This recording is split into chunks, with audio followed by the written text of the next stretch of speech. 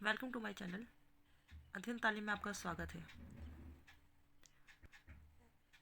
आज की वीडियो में कोलबर्ग की थ्योरी मोरल डेवलपमेंट पे लाई हूँ। तो चलिए वीडियो स्टार्ट करते हैं। कोलबर्ग की थ्योरी मोरल डेवलपमेंट में जो इम्पोर्टेंट पॉइंट्स हैं वो कुछ इस तरह है। बॉर्न इन न्यूयॉर्क इन 1927। जो कोलबर्ग थे वो न्यूयॉर्क में पैदा हुए थे 1927 में। Complete his doctoral dissertation research on the moral development of children. उन्होंने अपनी जो डॉक्टरल डिसर्टेशन रिसर्च थी बच्चों पे जो ये थी वो कंप्लीट की थी शिकागो में। Kohlberg extended Piaget's theory, proposed that moral development is a continual process that occurs throughout the lifespan. Kohlberg ने जो पियाजे की थ्योरी थी उसको एक्सटेंड किया था। उन्होंने बताया था कि जो मोरल डेवलपमेंट है वो कंटिन्यूस निरंतर चलते रहते हैं पूरी लाइफ टाइम में, पूरी ज़िंदगी भर तक। फिर use Piaget's theory story telling technique to tell people stories involving moral dilemmas. उन्होंने पियाजे की जो थ्योरी है उसमें से स्टोरी टेलिंग जो टेक्निक थी उसको लिया, लोगों को स्टोरी के ज़रिए उनके मॉरल जो डिलेमास थे उनके सामने रखे उन्होंने।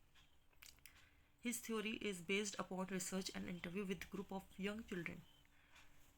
उन्होंने बच्चों का एक ग्रुप लेकर के उन पर रिसर्च और इंटरव्यू के ज़रिए जो है उनके मोरल वैल्यूज़ को निकालने की कोशिश की थी।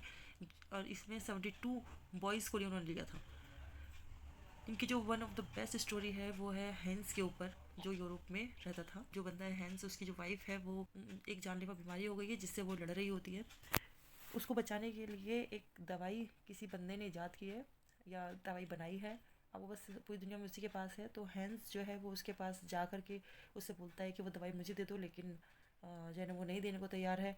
वो उसको बोलता है कि उसकी जो कीमत होती है उतनी कीमत हैंस के पास होती नहीं है और वो बंदा उसको कम कीमत में देने की तैयार नहीं होता।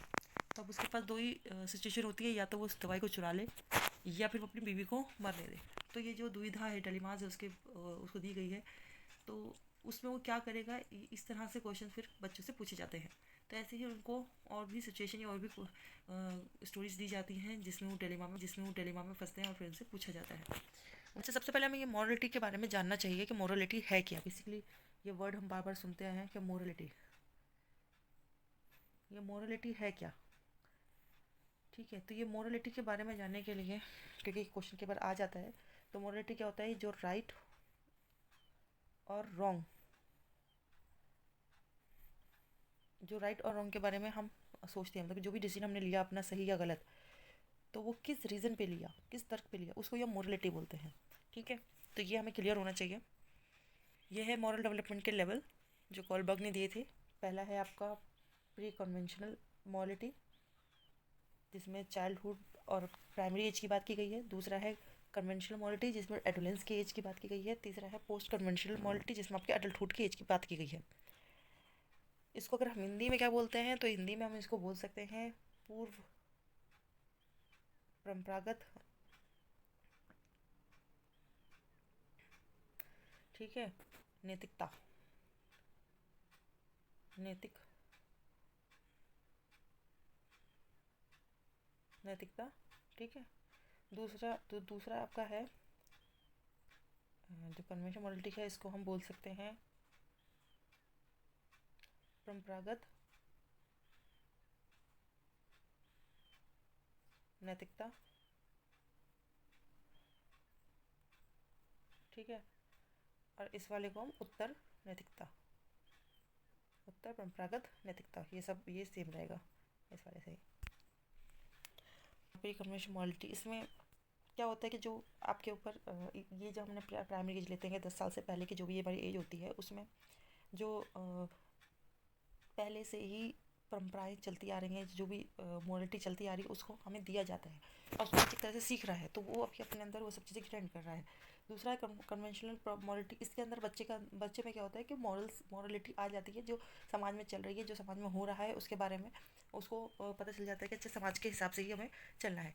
लेकिन पोस्ट कन्वेंशनल मॉरलिटी में वो अपना डिसीजन खुद लेने के लिए मुख्तियार रहता है, उसको पता है कि अब हमें क्या करना है। जैसे कि अभी अगर कहा जाता है जैसे बच्चा है, बच्चे को पहले जब बच्चा जब छोटा है तो तब तक वो सीख रहा होता है कि क्या चीज़ कैसे हो रही है, ये घर में हमें कैसे रहना है, कहीं कैसे रहना है। जैसे संस्कार हम बोलते हैं ना कि हम अब ये संस्कार सीख रहे हैं, लेकिन जब हम बड़े हो जाते हैं, हम टीनेज के आसपास, टीनेज के आगे निकल जाते हैं, या हम बोल सकते हैं कि हमारी जो 11 साल से 20 साल की एज होती है, उसमें जब हम समाज में उठते बैठते जाते आते हैं, तो उससे हमें पता चलता है अच्छा, हमें किस तरह के संस्कार मिले हैं, हम कैसे हैं। लेकिन जब हम उस एज को भी पार कर चुके होते हैं, 20 से ऊपर पहुँचते, तब हमारे पास डिसीजन होता है कि हम कोई काम करते हैं तो वो हम किस रीज़न के बेस पे कर रहे हैं, किस तरह से कर रहे हैं, या हमारी नज़र में क्या सही है क्या गलत है। जब हम ये सब सोचने लगते हैं और उसको उसके बेस पे ही हम जो डिसीजन लेते हैं, तो ये पोस्ट कन्वेंशनल मोरालिटी में आ जाता है। ठीक है। इसके बाद हर एक एज में आप देखेंगे, हर एक लेवल में दो दो, इसमें अगर स्टेज की बात की जाए, स्टेजेस की अगर बात की जाए, तो हर एक लेवल में दो दो स्टेजेस है। ठीक है। तो टोटल 6 स्टेजेस की बात की गई है। तो उन स्टेजेस जिस मतलब जो 6 स्टेजेस के बारे में हमने बात की है, तो उसको अच्छे से समझेंगे हम अपनी नेक्स्ट वीडियो में। यहाँ तक कुछ ऐसा है जो आपको समझ में ना आया हो तो आप मुझे कमेंट कर सकते हैं। बाकी अगर वीडियो आपको अच्छी लगी हो तो लाइक करें, शेयर करें, सब्सक्राइब करें। Thank you.